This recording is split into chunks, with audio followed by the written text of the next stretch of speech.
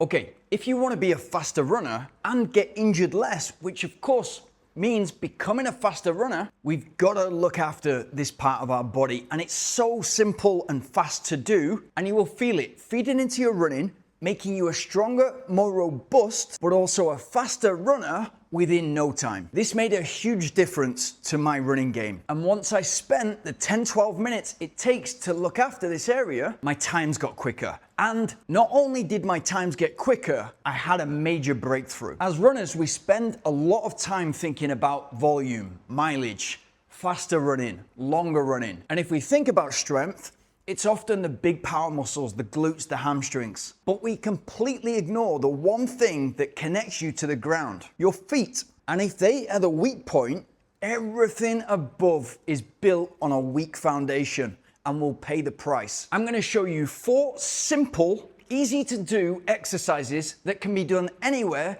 and will take you 10 to 12 minutes. But if you do them consistently, it's gonna raise every part of your game. Real problem is that as runners, we've kind of accepted that injury is part of the game. That if we're in training for distance running, setbacks are part of the nature of the repetitive movement of running over the ground. It doesn't need to be that way. And if you look at progress over months, years, then like anything, we know the consistency is key. And really, that is the most powerful weapon in anything you're trying to become good at. So as long as we're doing the right stuff, as long as we stay in the game and avoid those setbacks as much as we possibly can, we're gonna get faster, we're gonna move forward faster, and we're gonna get further with less frustration. As you start adding the volume, the mileage in the week, the intensity, the speed, the hills, all of the components that are gonna make you successful in your target race, your fitness is improving, and that's brilliant. You're in that positive feedback loop, but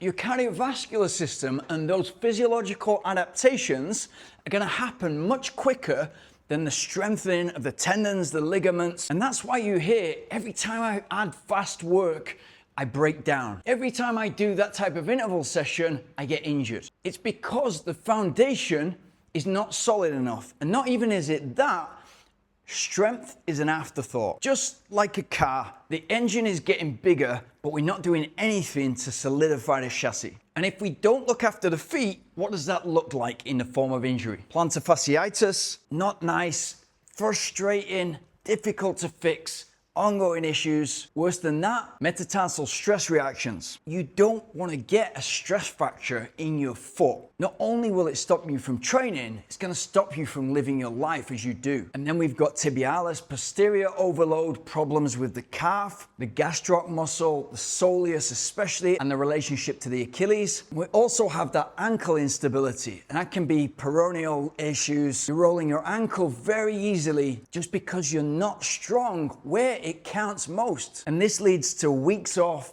missed sessions, feeling as if you're moving back, but certainly lack of progress, and still the exam, the race day is coming towards you. So you feel as if you're doing everything right, you're getting fitter, but you couldn't stay healthy long enough to use that fitness. And that's when you often hear that my heart and lungs, my engine is well ahead of my physical body. Again, with the consistency, key importance in anything you're trying to get good at comes patience. It's not what we want to hear. We want everything instantaneously. But if we have a little bit of patience, we put together that consistency, you get a huge reward. So here are the exercises, and I hope it shocks you how simple these are to do, how simple they are to implement, that you can do them from anywhere, even the office, and how effective they are at you moving forward in all parts of your running. You notice this quick. And remember, I always love to look at things from a continuous improvement. How can we continually move forward?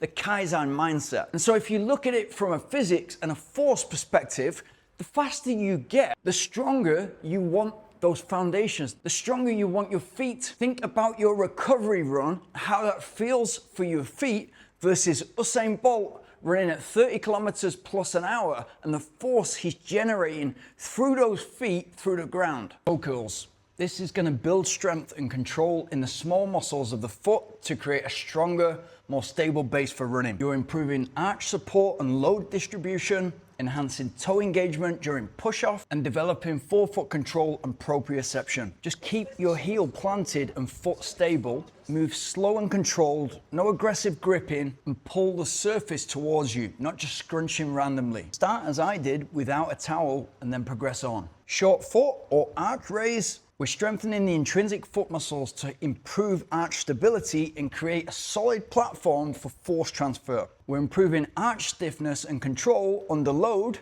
to reduce the risk of PF. And to do so, we're enhancing that foot awareness and stability. Keep the toes relaxed, no curling. Gently shorten the foot by drawing the ball to the heel and lift the arch without rolling in or out. Single calf raise. It's doing a lot for the foot and the lower leg. You're building strength and stiffness in the calf Achilles complex to improve force production and load tolerance in running. You're improving the running economy and the energy return, increasing load capacity and durability, and helping prevent metatarsal stress fractures and also issues with the Achilles. You want strong calf muscles to take that stress, to take that pressure away from the Achilles. Just lift slowly and controlled. Lower, again, slowly, controlled. Keep pressure through the big toe. Use full range with control, no bouncing or dropping. Tibialis posterior raise. It needs a little bit more practice than the others, but you're strengthening the key arch stabilizer to control pronation and maintain alignment under load. You're improving the medial foot stability and arch support. You're reducing risk of tibialis posterior tendinopathy and enhancing efficient force transfer through the midfoot. Slight bias of pressure towards the big toe side.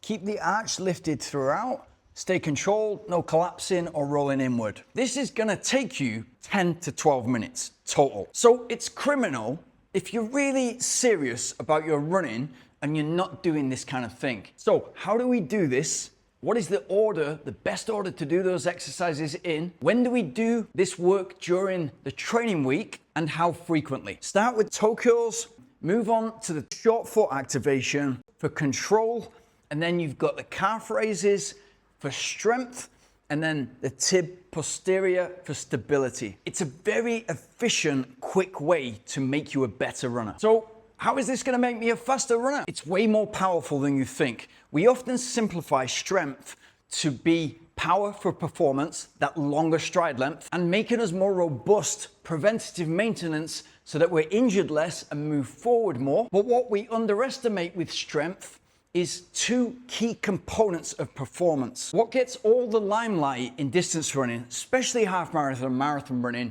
is your VO2 max, the size of your engine, and also the percentage of that VO2 max that you can use throughout your race. What are often neglected components of performance, maybe because they're harder to measure, are your running economy and your durability. If we think of running economy as how well you convert oxygen to speed, and we simplify durability to be physiologically how well you stay together in the second half of a marathon or that final third of a race, then strengthening the feet and the lower leg and all the muscles in the legs is going to make us more economical and more durable. And there are great studies done on the links between strength training and durability in the marathon. If you think of two athletes that have got super high VO2 max, let's say 70, like Paula Radcliffe, and we look at them in a lab and they're both able to use a similar percentage of that VO2 max when they're running at race pace, but the first athlete